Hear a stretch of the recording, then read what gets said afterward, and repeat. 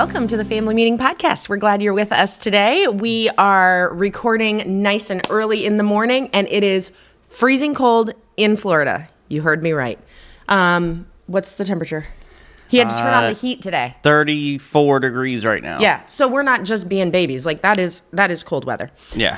Of course, in the middle of winter in Iowa, when it hits like 32, we're all so excited. It feels like, good. You get out and you're so excited. But it's November, and it just feels like it shouldn't be cold in It's crazy Florida. that it's this cold down here. It is unusual. But all that to say, we are getting this done early today because we have a lot happening today so that tomorrow morning we can leave at 3:30 a.m. Yep.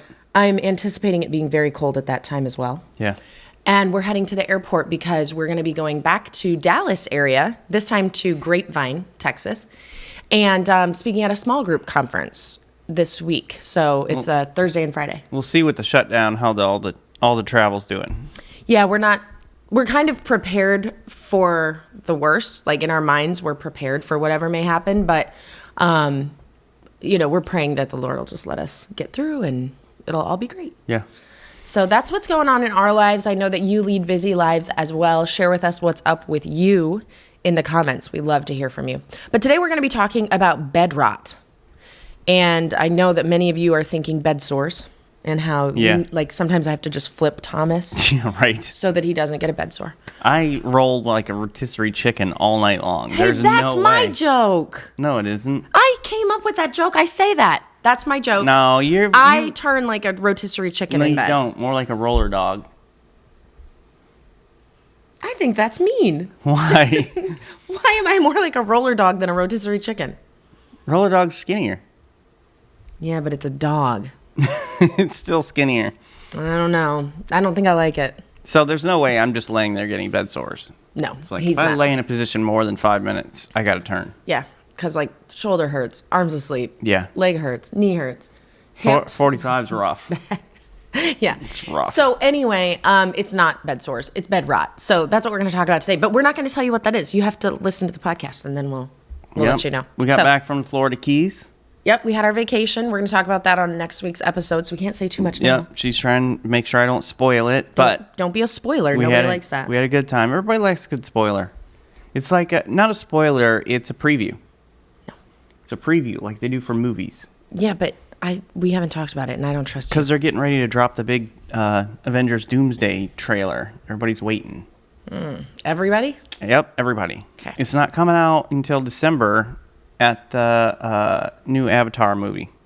Didn't even know about the Avatar movie. Yeah, so you gotta keep up to date. The trailers keep people interested. Yeah, I'm not up to date on anything, Yep. really. But all right, let's get this started, babe. We got stuff we got to do. Okay. Wait, what kind of stuff? You're painting for me today, Oh, and that is why you are dragging we your gotta feet. drag this out. No, go. Gather around, everybody. It's time for a family meeting. The Family Meeting is a show that's all about family relationships. This is going to be our longest episode ever, because I don't want to go paint. We're the Osterkamps. I just spit. I'm Thomas, and this is my wife, Lysandra. Just call me boss lady. Yeah. Hello and welcome to our family. Welcome to episode 268 of the Family Meeting Podcast. On today's episode, we're going to discuss raising kids in a culture of bed rot. We've been talking with our YouTube a little bit about what bed rot isn't. Seems like a perfect Halloween episode, like zombies or something. Yeah, I don't know. it does sound a little bit like that. But this is what bed rot is, okay? For all of our YouTube viewers who have been waiting patiently for us to explain it to them. I wonder if Okay. they've already Googled it. Maybe they have. If they don't I already know would've. what it is.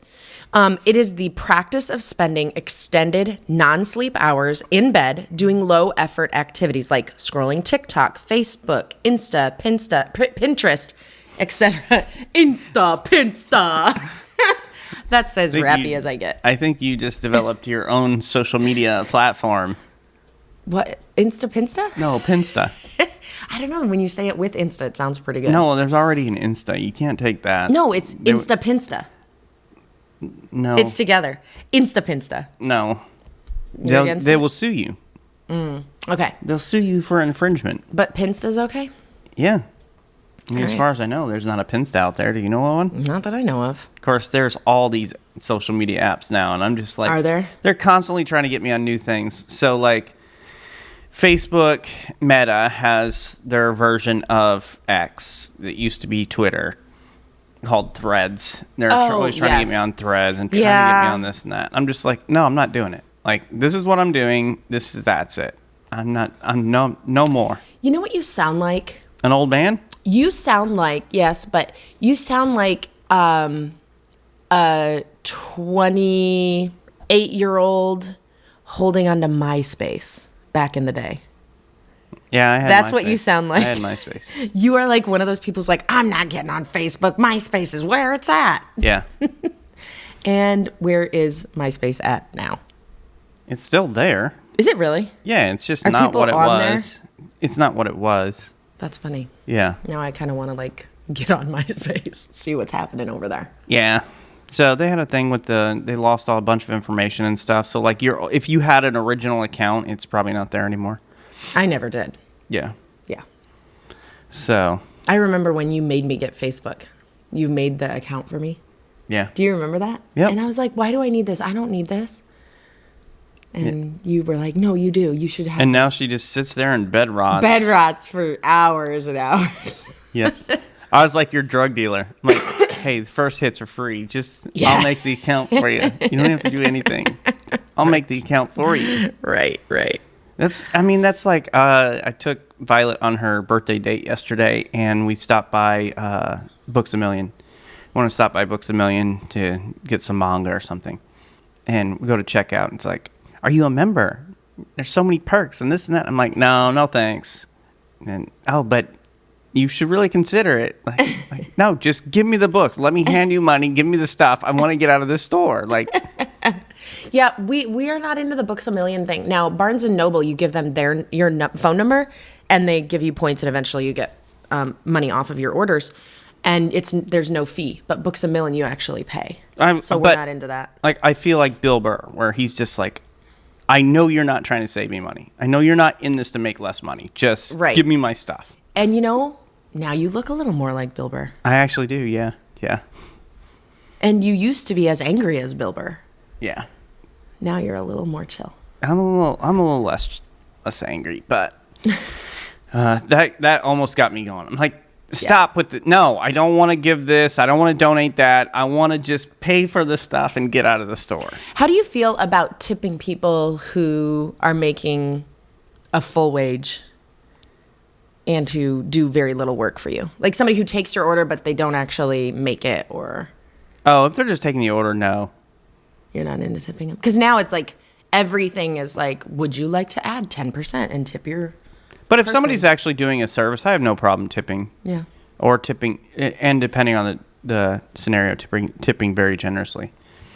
Yeah, I almost got, well, we can talk about that next week, but I was like, he made me tip somebody $20 for making coffee for us. I was like, dude. To be fair, it took him almost an hour to make 4 coffees. So. I don't think that's a good thing.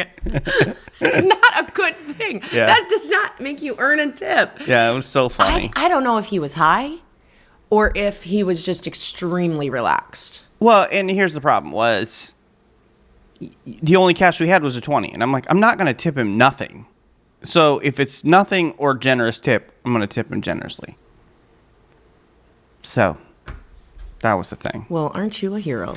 Yeah, but we'll get into that next time. I actually am a hero because I didn't want coffee. I wanted to get on our way, and I was just like, and you sitting sat there forever. for a very long time while Yes. they made our coffees. Yeah. Wow. Just so I could whine on the podcast about it.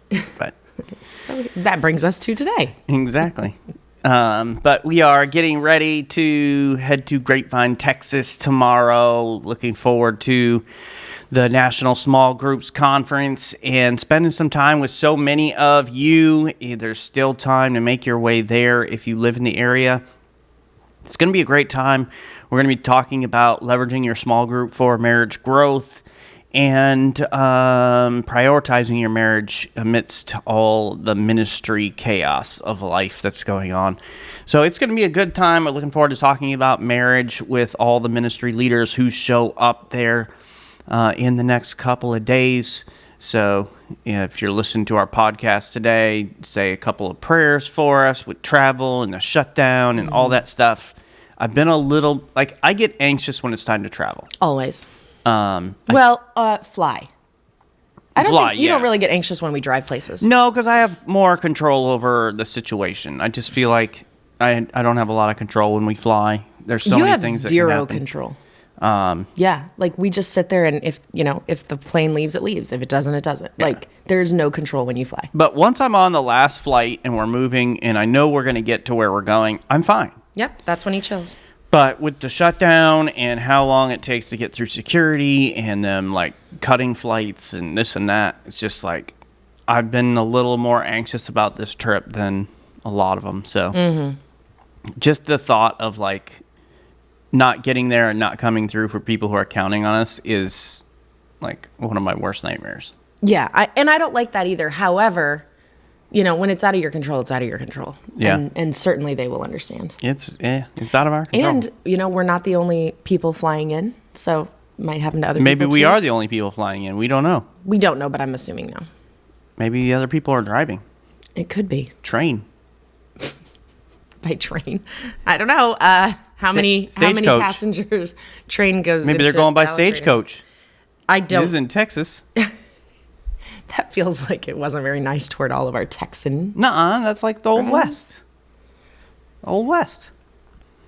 So, anyway. Anyway, about today's episode, shall we? Yeah. Let's do it. All right. We are going to focus on the modern trend of bed rotting among kids and how can we as Christian parents respond wisely. I'll just say we're not for bed rotting unless you're on familymeeting.org/shop or listening to our podcast. How about Family Meeting Community? Yes. On Facebook. Yes. They could bed rot there? Yeah. If you're looking for us on Threads, you won't find us. Yes, because he has taken a stand. Okay, but we are followers of Jesus, and we want to raise children who are rested, not restless. We don't want to raise children who are scrolling in bed for hours and hours, avoiding responsibility. And sometimes the issue is that when we're avoiding responsibility, we're calling it self-care. And so that's kind of where this culture of bed rot has come from. Well, and this is the thing. It's like I believe in self-care. Yeah.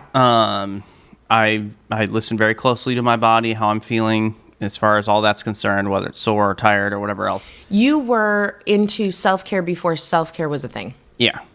So it is important, but it drives me nuts because people become lazy and then just call it self-care. Yeah. Or kind of like living a life of luxury and calling it self-care when maybe it's, not the way you should be spending your money, or it feels a little selfish and things like that.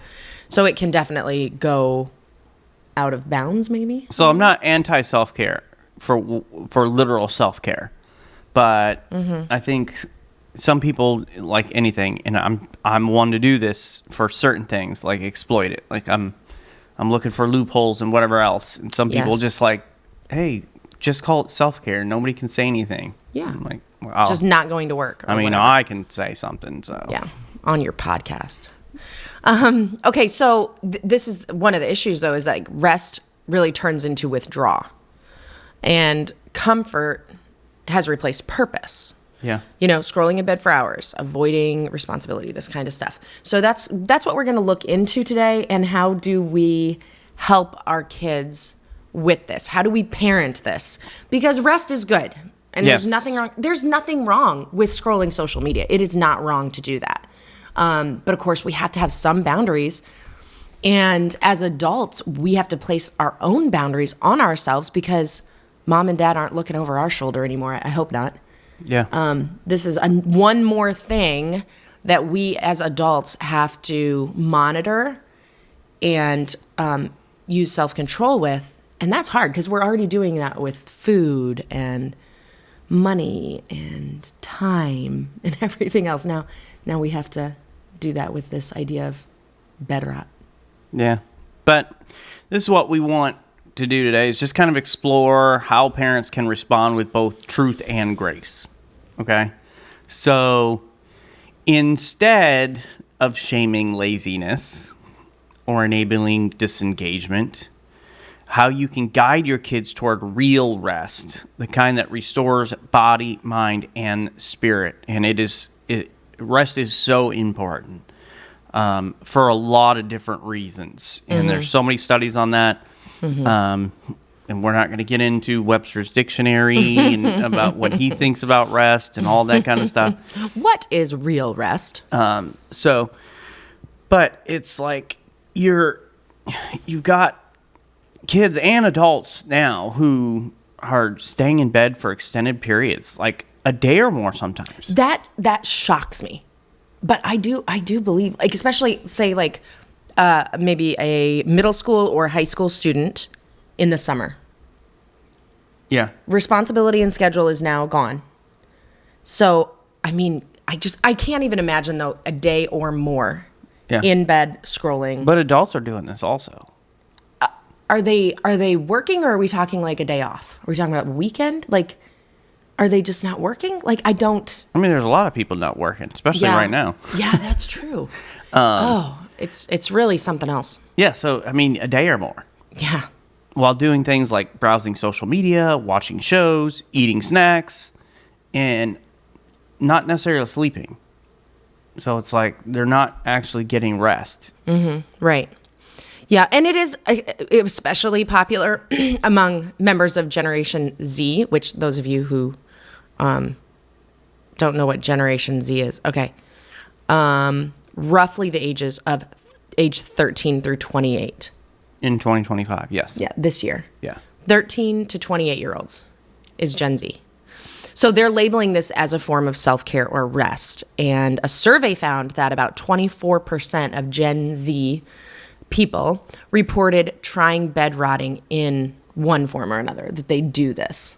Yeah. Or have done it. 24%. That's it's a quarter, basically. Yeah. 1/4. Yeah. But I bet it's more than that. So I'd be like, we have 4 daughters who are Gen Z. Yeah, we do, don't we? Be like one of them. One of them just being like, I'm going to bed rot. For a day or more. How do you feel about that? I'm not okay with it. I want to help them to understand what this is and how it can be detrimental. But here's the thing. It's for most of them, it's not about luxury. It's about escape. Yeah. You know, stepping away from stress, expectations, mental burden. And I think part of the issue, and this is the thing, like you see these trends happen because what one generation does, the next generation kind of reacts to that. So a lot of times overreacts to that. And so we had a generation that grew up basically just wild, just go and do, and then you had the next generation come along. It's kind of helicopter parenting, where you're protecting them from all harm. You're doing all the stuff for them. You don't want them to feel stress or anxiety or whatever else. And so a lot of them haven't learned how to cope and how to deal with it. So this is their way to try to do that. Yeah. Especially in times of anxiety, depression, social isolation. Bed rotting can be both symptom and coping mechanism. That is interesting. And I think that I have seen this at times in our children. And I think that I have done this at times. So, like, I believe that I have used social media to escape, but less social media than TV. Murder, She Wrote. Murder, She Wrote. I escaped to a tiny little town in Maine. A fake town called Cabot Cove. Yeah. I like to watch Murder, She Wrote because it is kind of like a simpler time where everybody seems like... Where everyone's getting murdered. I mean, everybody's a murderer, but besides that, they're very nice. It's like a town of 199 of them commit murder. Like, why are you still there, lady? They have to start bringing in outsiders to keep the murders going. But like, I definitely escape when I feel stressed or like something is bothering me. So for me, it's usually a relationship issue. So that's going to be the most stressful thing for me ever. Like in all different realms, I don't stress that much about money as far as like where I can't rest or relax. I don't really stress about, I don't know, a lot of things. But But if there's a relationship off, like if somebody is upset with me, if I have done something to someone, it really upsets me, like real bad. It's a people pleaser side of you, yeah. Yeah. So I will absolutely use whatever it is, social media or TV or something, to escape, or reading, a book, trying to escape, because I don't want my mind to wander over there again and again and again and think about that. So I do understand that. And I think I've seen our daughters do this a little bit. Yeah. Certain of them. Violet doesn't even have social media yet, but she has access to some things. Games and whatever, yeah. Yeah, yeah. I prefer, I like to go to the gym. I like to do something physical. Go to the beach. I like going to the beach. Mm-hmm. Bath time. Take a bath. Yeah. Do you think that you ever escape into your social media? I mean, because you're on social media a lot for a lot of different reasons, but do you ever feel like it's an escape from the stress of work or family life or whatever? No, I don't think so. I think of it more as work. Social media in general. Yeah, because you're either kind of working on church stuff or family meeting stuff or Pastors Connection Network stuff, and so all of that is digital. Yeah. So, like, when I get on there, it's like, this person wants in this group, but you need to prove this post, you got to do this. Like, your scheduled whatever just went off. It's yeah. Mm-hmm. Interacting with people who comment on your posts. Yeah. Yeah, so it's more like work. I don't sit and just scroll videos and all that stuff. Yeah. Like reels and stuff, I just don't do that. People send me tons of reels, like, I don't know. Our kids. It's funny. So literally last night this happened. I'm not going to say her name, but she is, I think I can say old lady at this point. She's got to be like 80 or so. Was up in our church in Iowa, and I don't know if she just doesn't know what she's doing, but last night she probably sent me 14 or 15 reels. Like through Messenger? Through Messenger, oh yeah. My goodness, that's so cute. Yeah. But like, I have friends who do it, and I'm in like group chats and stuff where reels will be sent and whatever, and I'm just like, I'm rarely at a place where I can sit and just watch and listen to a video. And in fact, what's funny is like voice messages, even voice messages. I'm working to schedule a podcast interview with somebody, and they had to, for Pastors Connection Network, and they had to reschedule because their dad was having surgery. So like, I just send texts and messages, right? He sends me a voice message on Messenger. Yeah, like where he talks into his phone. It's been like 5 days, and I still haven't listened to it. Yeah, well, and I think that's because a lot of times you're like not in a position where you can have sound on. Yeah. Yeah, I never have sound on my phone, like ever. Mm-hmm. Yeah. So. Okay. So that's our perspective of it. Yeah, but you were just talking about how, sometimes even you use it as an escape or whatever. Mm-hmm. Yeah. For me, it'd be more like watching some TV. Yeah, that would be more of your way of digitally escaping. But I am like on the cusp of X and millennial. Like, I'm right in that gap. And I'm not. I'm so much younger than you. I'm a zennial. Yeah. So. I'm so much younger than you that I don't understand your generation. I'm like CDs and. Yeah, I don't understand your older generation. Yeah. Because I'm so young. So. Like all this darn streaming stuff. Where's my DVD collection? Yeah. Okay, so with this bed rotting, though, there are mental health concerns because extended bed rotting correlates with increased risk of anxiety, depression, loneliness, and worsened mood, which this is what is so interesting about that. They are trying to escape their anxiety, depression, loneliness, or mood. Yes. Like that's what they're trying to get away from, and yet the extended bed rotting, right? So if it's not in some boundaries and, within reason, it actually increases anxiety, depression, loneliness, and mood. Yeah, and it is literally like this cycle because one thing's feeding into another. So typically when you're in this state, even what you eat is a bunch of garbage that makes you feel worse. Overall, like in the moment you get that little hit of whatever sugar all or the adrenaline and stuff they put in the stuff in the food, but all that stuff makes you feel worse, and so you just like, I just want to lay here, and I just want to lay here, and not understanding like nothing's better than exercise to make you feel better. Eating right makes you feel better, but it's doing exactly the opposite of what what the goal is. Absolutely. And we got to understand this to help our kids understand it, right? So it's something that we need to be aware of and teaching our kids about. We need to talk about this thing. It also brings sleep disruption. Okay, yeah, they're in bed, right? So you feel like, oh yeah, they're in bed. And I think sometimes we as parents don't really know what our kids are doing in bed. Yeah. We're so unaware. And we had a rule when our kids first got phones and at certain ages, and we've had a podcast on like what ages we let them do what things. But when they first got their phones, at whatever age they were, the rule was at night you put your phone in the public space. So your phone has to be like Can't in be the in your family bedroom. room. Yeah, you can't have your phone in your bedroom. Between 13 and 16. Yes, thank you. Yeah. And the reason for that is they're still too young to have self-control over how long they're on their phones, right? And the goal is that in those 3 years, they will learn that I can have a phone, but I don't have to be on it at night. Yeah. So with our help, then they can learn that, and hopefully by the time they're 16, then they can regulate it themselves.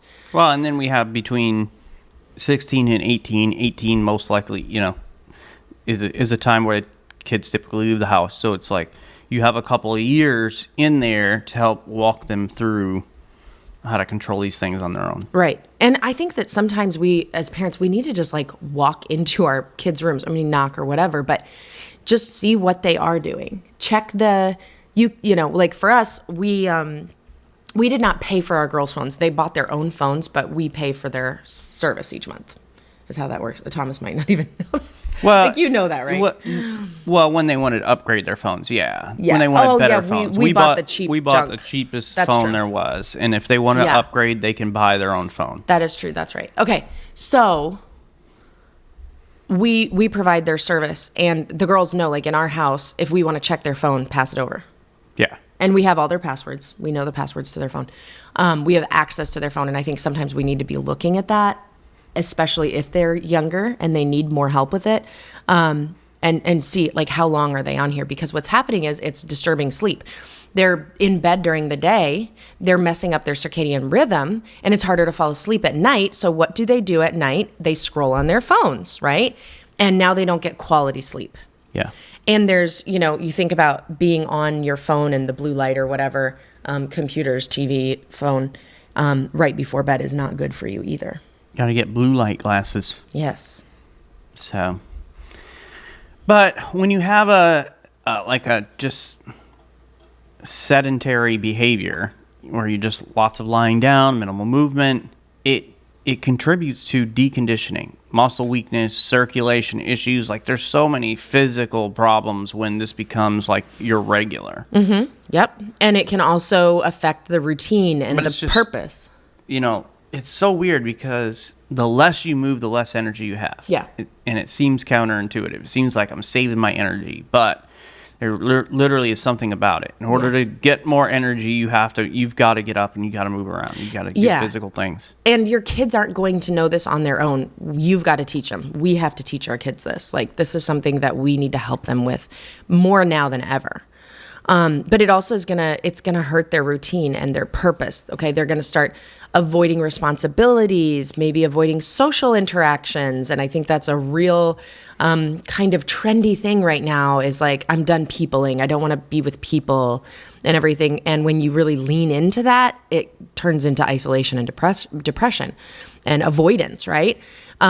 Meaningful activity. They can end up not having as much meaningful activity, and that leads to that downward spiral where it's a lot harder to re-engage now because it's been so long. And it does get mislabeled as self-care, and we do believe in rest, right? A day of rest is fine.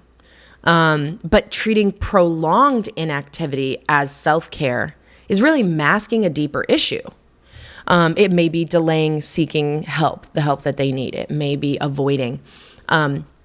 So figuring out like where are the boundaries, right? Where are the boundaries where it's okay to have self-care and not? And Thomas and I are on opposite extremes of this.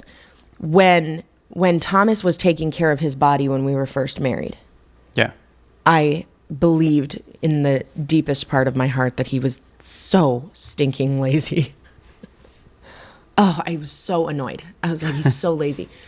And I am on the other extreme. Like, I love work. I'm happiest when I am moving quickly from one purpose and work, some version of work to the next. That's when I'm happiest. And if I have a full day where I stay home and rest, like where I just read or watch TV or whatever, 100% guarantee by night or morning the next day, I'm depressed. Yeah. Like I'm so sad.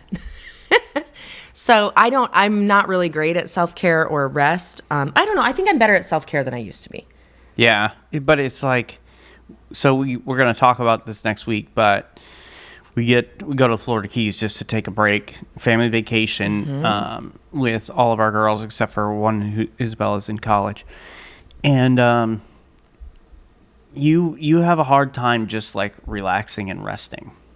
Yes. I think that's why I like snorkeling so much. Yeah. Because I'm like on the hunt of finding the fish. And so I can stay at the beach for a really long time because I have a purpose. I'm doing something. But to like just lay, or like, I don't even know what you do on the beach. She just floats around in the water and snorkel rots. I snorkel rot. Yes, It's like she's watching TV, like an underwater and actually, TV world. my skin is like completely rotted by the time I'm done. I'm just like a prune, shriveled up prune by the end of Whole back is red. Yep. Front is like normal colored. like, finish the sentence, please. But it's difficult. You think about these kids and what they're going through. Yeah. Well, they're going through something none of us have ever gone through before. No one has ever grown up with what they are growing up with right now. Yeah, but it's just like the transition of where they're at in life. Moving out, they're working often with low wages, uncertain futures, and so there's kind of this draw in this season of life for more reason to want rest and escape. Social media consumption is high. Trends spread fast. Oh my goodness, right? 6, 7 Yeah. comes out of nowhere. It's like, so everybody, and then it's going to be gone in 2 seconds as soon as somebody comes up with the next skibbity. Well, I mean, maybe not 2, but 6 or 7 seconds for sure. Definitely, no question. Yeah, I'm good at that. I gave you the nod. But peer validation matters, and all, social media kind of just blows that way up compared to what it used to be. But in digital life is built around screens. Yeah, it really is. And you've just got this like bed lounge scroll model fits into existing screen habits already. Yeah, it does. And this is something interesting to think about with economy and the way the world is right now. Living spaces may be smaller or even shared, right? So staying in bed feels like their only zone. Well, I know as a man in a house of women, I got one of two zones. Yep. It's like I got my side of the bed, I've got my desk, and my bathtub. Yeah. That's it. Although last night I came home from ladies' night and Thomas, we have a king size bed, and so Thomas is in one spot, and then Abigail and Violet are in bed too, and all of them are watching some show or something and laughing and like they're cutting up and everything. Yep. And I'm like, so tired. Get out of my bed. Yeah. I'm ready to go to bed. No, I did think that. I'm not gonna lie. We were watching. But I was happy that they were having fun with Daddy. Yeah, we watched The Floor. It's a game show, and then a game show. That's right. And then we watched. When you came home, we were watching 99 to Beat. Okay, I knew that they 100 people because they were like, down. "Shh, be quiet. We gotta hear what they're gonna say or something." And I'm like, "All right, I'm taking my contacts out." Yeah, we had a good old time. They did have a great time, but your one of your spaces were covered in squishmallows and girl blankets. I did the good dad thing. I was. This was the thing. I was like, I forgot I told Violet that we'd watch a movie, and so I knew you were going to go out to ladies' night. I had my work done for the day. It's like 5:30, 6 o'clock. I was going to take a hot bath and just like... Which is your very favorite thing. Yeah. And it's my like, just kind of relax, Decompress. zone out. Yeah. Bath rot. Yep, bath rot. Yeah, and then we're just adding rot to everything. We're starting a trend here. Trends spread fast nowadays. But then she mentioned the movie, and I'm like, oh, man. It's so hard when you like forget about something and then. So I'm like being a good dad. I'm like, you know what? We'll watch the movie. Let's go in my room. And then we had a great time. We watched the movie and then a couple game shows. It was great. Well, and that's just it. When you give up your like quiet time or your rest time that feels like such a sacrifice, a lot of times when you spend that time with your kids, by the end of it, you're like, I have no regret. Yeah, it was great. I'm so glad we had I so did much this. fun. Yeah, that's But I cool. let him invade my space. Yes, that was your space. Yeah. My space. But you think about these young adults, right? Like these teens or young adults. A lot of them are sharing rooms with their siblings. Yeah. Or if they're college age, they're in dorms where I am just shocked sometimes to see how the space that 4 people are living in. Oh, I remember dorms. in college we Yeah. had the smallest, tiniest little room. Some of Yeah. these dorms now I go in like where Isabella's at, and I'm like, this is there's Isabella's has a great situation. There's only 2 of you in here? Yeah. Isabella has a great situation, but most of these dorms, like, they're just stacking kids on top of each other. There's like That's- 3 high beds. That's what and we were. Yeah. You have no It's space. 4 of us in this tiny little space. Yeah, so a lot of times, like, if they're in that situation, or like a shared apartment, like, you know, they're making minimum wage, so you got to have 5 people renting this apartment or whatever. Yeah. Your bed is your only space, not just your room, but sometimes your bed. Like, Yeah. that's the only space that's yours. And so it makes sense that feels like the escape. That feels like your safe place where you want to hop into that space and know that no one's going to come in there. Well, unless you have a roommate like one of the kids who's in our young adult small group was telling us about what was his roommates were like.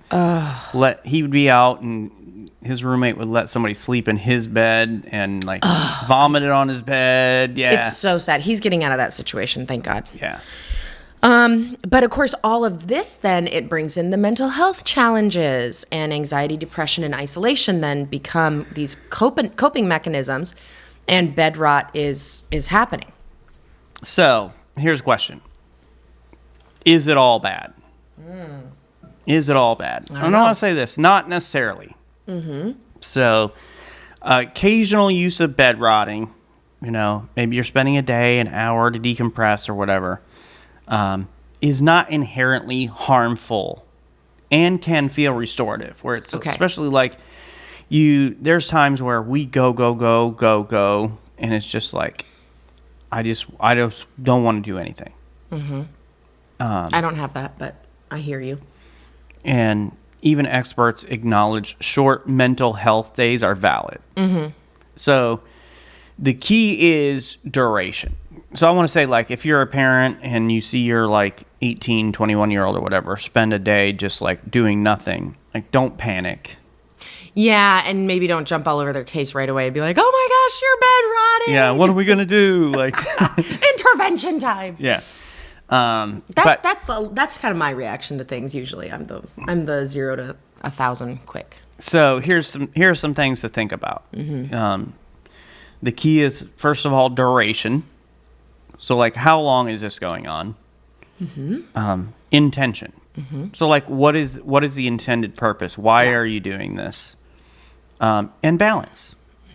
So think about, is it a deliberate rest day, or is this an avoidance loop?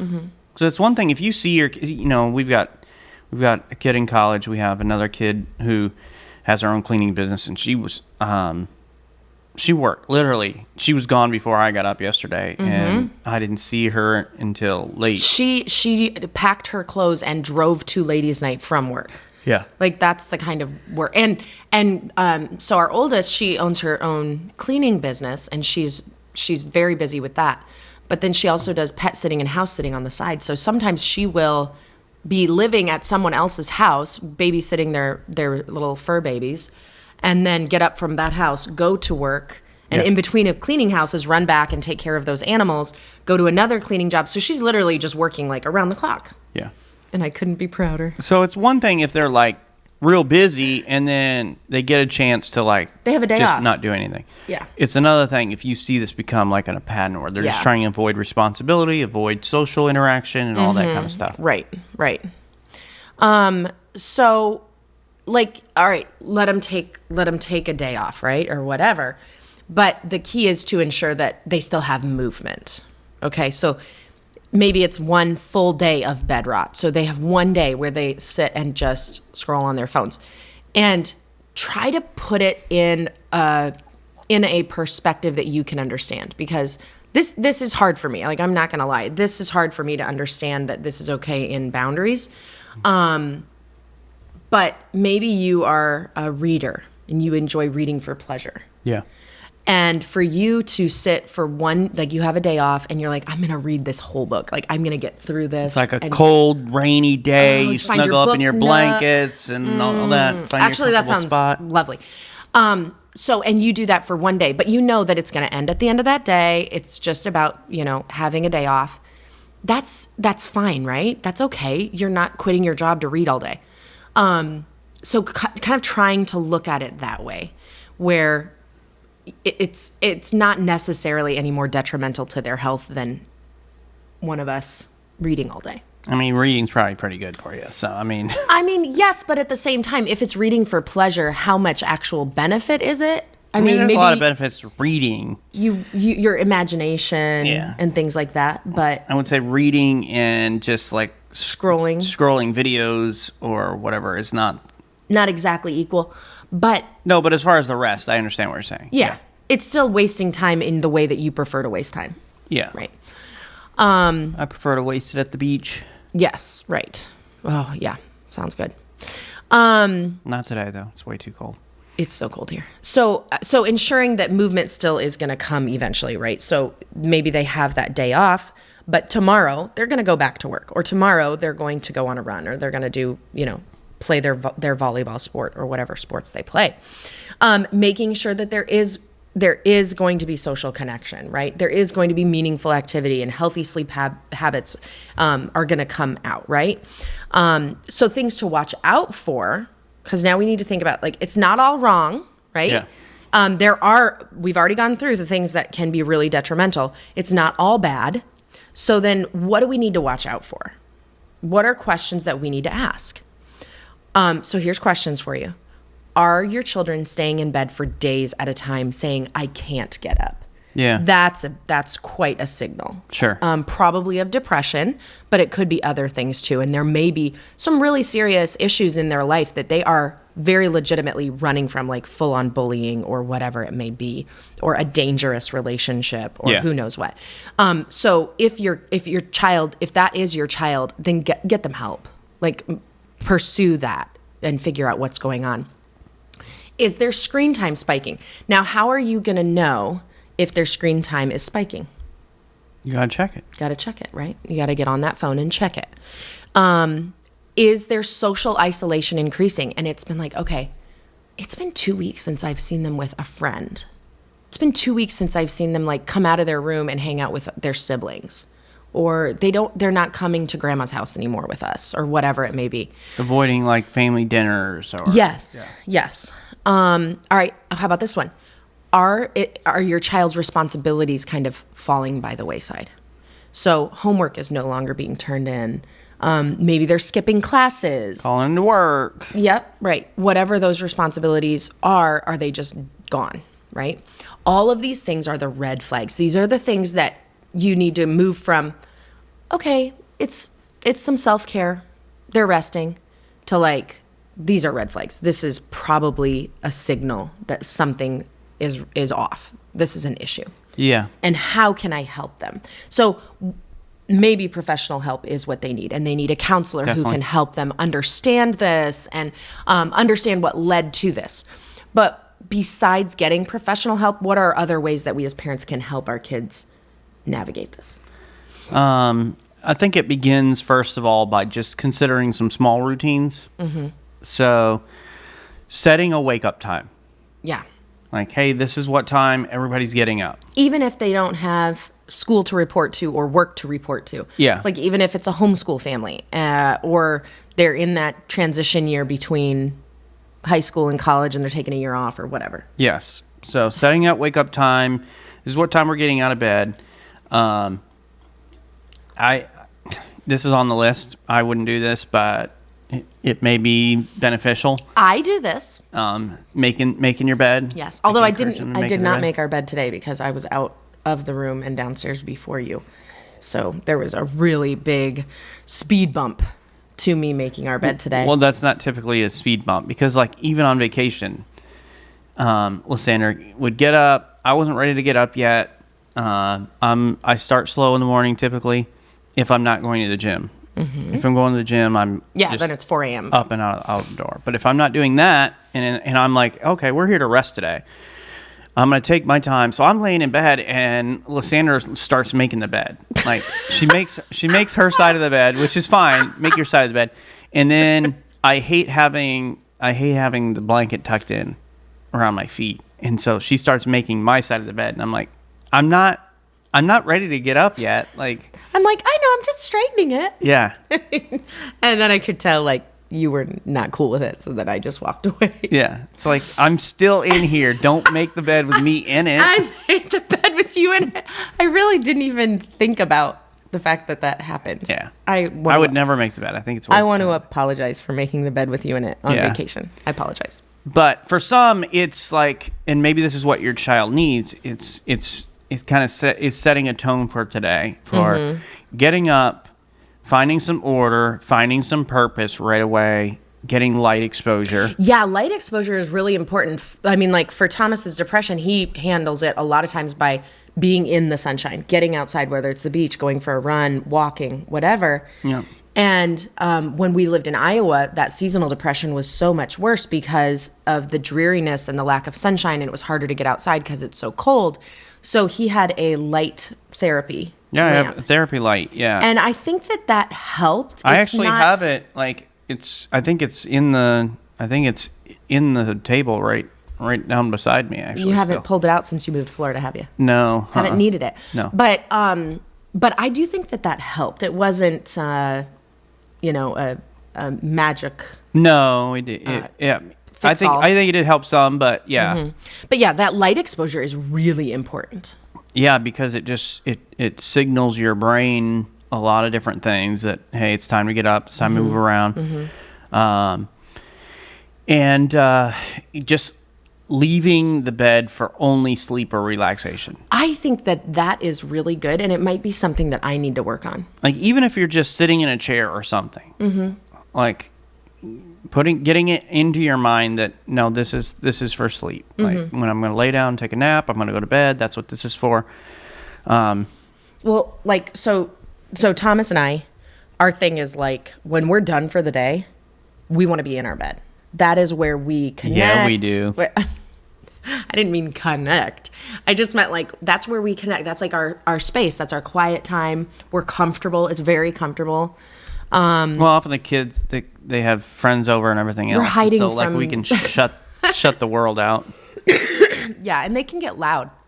Oh Real my loud. gosh. But, we shut the door, we turn up the TV, try to drown out the noise, which we love. We love that. But we also want to shut the door and drown out the noise. Yeah. So for us, that is our time of like rest. It happens in the bed. But I wonder if this is something I need to work on because if I'm resting, like if I'm reading or if I am doom scrolling, I typically will go to my bed. And you know why though? I just figured it out. My heating pad is there. I love my Your heating pad? The one that I now claim as my heating pad. Yeah. I stole Thomas's heating pad because he needed it for a while when he like had his back issue. No, that's not why I bought it all. Why'd you buy it? I bought it for when you're gone in Iowa. Right. That's right. That's why you bought it. It is a little bit weighted. Yeah. So you put it on top of yourself to simulate me laying on top of you. And it's warm. It's like having another person right there. So I only weigh as much as a heating pad. It's pretty cool. yeah. There's so many jokes I want to make right now, but I'm a married man, so I know better. Good job. I think that the bed calls me because of that heating pad, like getting in the heating pad and it's my cozy, comfy blanket. But this might be something I need to work on is like when I am trying to escape or rest for a little while, not to necessarily run to the bed, but use that for the sleep. And we talked about this when you're thinking about your child and what they're doing, but getting your child to kind of think through this as well, and that is that reflection on intention. So why are you in bed? Are you in bed to recharge or to avoid feeling? So which one of those is it going to be? And you might have to have a longer conversation, because if they say recharge, okay, let's talk about what are you recharging from? Because if it's, I know you've been here a while and you've not done anything, what are you recharging from? Right? You have nothing to recharge from. Yeah. It's like you literally walked from the fridge. So, but if it's avoidance, then addressing the root causes, whether it's stress, anxiety, burnout, you're trying to figure out what it get down to the root of the problem. Right. Yeah. And if the trend is persistent, it's interfering with life or accompanied by mood issues, then, as Lysandra mentioned a little while ago, it is important to seek professional help, somebody who can help them work their way through whatever the root problem is. And if you're trying to really solve this bed rot issue and you're trying to get them out of the bed and you're trying to say, like, how can we move forward, work towards re-engaging your kids with life, faith, and family. So reconnect as a family. How can we reconnect? Tell them you're not going to take food to your room. You're coming to dinner. You're going to eat dinner at the table with us. How else can they reconnect as a family? Well, and it's like, as the kids got older, there's certain times where we would be like, okay, we're going to go to the beach. If you want to come, you can come. If you want to stay home, that's fine. And then there were other times where I was like, hey, pack it up. Everybody's coming. Yes.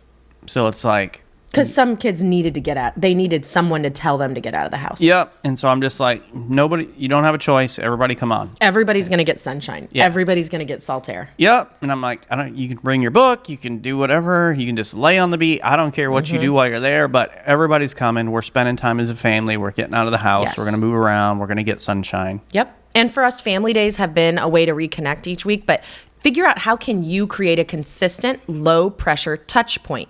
So consistent meaning regular. It's going to happen weekly. It's going to happen daily, whatever. Low pressure, meaning it's not like they don't have to play a board game and strategize how they're going to conquer your land, right?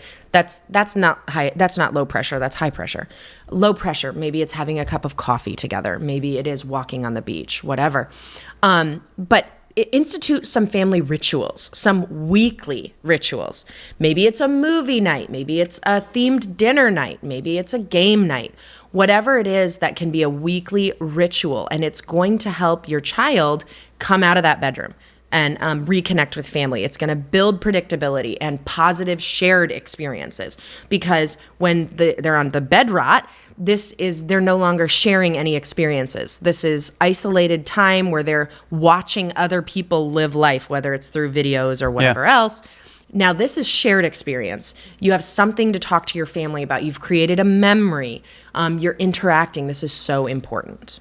And it's great to have everyday brief check-ins. It doesn't have to last a long time, but just a few minutes. Maybe it's after school or work. I know for us, it's typically first thing in the morning. Yep, that's our best time. Everybody gets up and it's coffee time, and you just kind of check in on everything that happened the day before, anything you want to talk about, what do you have going on today. Maybe it's a walk together. Just a how was your day moment. Without screens. Yes. And I think walking is so good for that, because you can say, leave your screens at home, all the phones stay home, we're going to walk. And there's no temptation to look back at your phone. And in coffee time, we try not to have our phones, but there are times when one person picks it up and then all of a sudden everybody picks up their phones. So if we were going to be a little more strict about this, we could say, everybody go put your phone in your bedroom. Now we're in the family room and we're all going to talk, and then it'd be less likely to pick up our phones probably. And there's times at the dinner table where I'm like, everybody go put your phone somewhere. Yep. Out of the room. Yep, out of the room. But we have these kind of face-to-face moments. And I think then you also should have some side-by-side moments. Like side-by-side activities. Tasks or hobbies that are done together, whether it's cooking, yard work, walking. And they just give a relational connection without forcing heavy conversation. Yeah, that's good. And a lot of times the heavy conversation will come out of that naturally. Yes, exactly. Yep. Yeah. Ask questions listen to answers and respect their boundaries. So yeah, they can have some boundaries and everything. But at the same time, you're involved. You're engaged. Yeah. You're talking with them. So especially as they get older, try to listen more than lecture. Yes, I'm preaching to myself. Everybody knows I'm the lecture queen. Oh my gosh. But use some open-ended questions, right? So not like, did you have a good day? Yes or no, right? But how did that feel? Or like, what did you think when they said that? Or what are you thinking about that? So now you're not saying, why didn't you do this? Why didn't you turn in your homework? Why didn't you, or whatever. So maybe now you're just trying to ask some open-ended questions, leading them to the answers that you're trying to get, right? And sometimes we need to let our kids have space. Sometimes forcing too hard to spend time together can backfire, and it can actually be a bad thing. Yeah. So I really encourage you to pray and ask the Lord to help you know, like, how hard should I push right now, and how much should I let them have a little space, let them have their boundaries. And I think another very important thing is to encourage involvement in something meaningful. Yes, purpose is really important. It's so important. We see this with people who retire sometimes, where they retire and like they had a purpose, they got up every morning, they went to work, they felt, They felt like they were contributing to the world. Yep, fulfilled in what they're doing. And then a lot of times when they retire and they step away from that, they've kind of lost their purpose. Recliner rot. And a lot of times it's literally you see their health tank. Yeah. Because they've lost that purpose. Yeah, it's so important. And so finding a purpose can do the exact opposite. It can reinvigorate you. Whether it's volunteering, faith community, obviously as people who lead a church, we think that church life is so important and being involved in that, not just in the worship and those sorts of things, but we have like small groups where you apply the word and you support, you encourage each other. You're being pushed to learn and to grow, but also getting out and serving in the community in a lot of different ways. But maybe it's a club, a sport, some sort of creative pursuit where it's like you're making art or you're doing this or you're doing that. Help them find what interests them rather than push what you think they should do. Help them to be able to explore that. And we're big on that even for our kids. Like there's certain things where it's like, no, you're under our roof, you are going to go to church. But we don't make them serve in any particular way. It's like, hey, what are you interested in? What do you feel like God created you to do? And so listening to their interest helps. Yeah. Yep. And always keep the door open for dialogue. Make devotional times and spiritual check-ins maybe more optional as they get older and respectful of where they are. We as church leaders, right, we are part of what we do is trying to help people in our congregation grow. Yeah. We want to help them grow. And I was just having a conversation yesterday at Ladies' Night with somebody who she is older, and she said, I don't want to be a retired older person who lives for self and is all about like how much I want to do all the things I couldn't do while I was working. And like, she's like, I want to live my life with purpose for God in this season. And she said that when she had told her husband that, he said, you're making me feel guilty, because that's not how he's living his life right now. Yeah. And I know that her intention was not to make him feel guilty at all. But understanding that, like, and this is what I was sharing with her, is everybody grows differently. Yeah. No matter their age, whether they're young, whether they're old, or anywhere in between, people grow at their own rate, spiritually and physically, right? So we have to just be there for them and try to help cultivate and encourage growth without forcing or, banging them over the head with the Bible, so to speak. Yeah. So how can you do that, especially when your kids are getting older, right?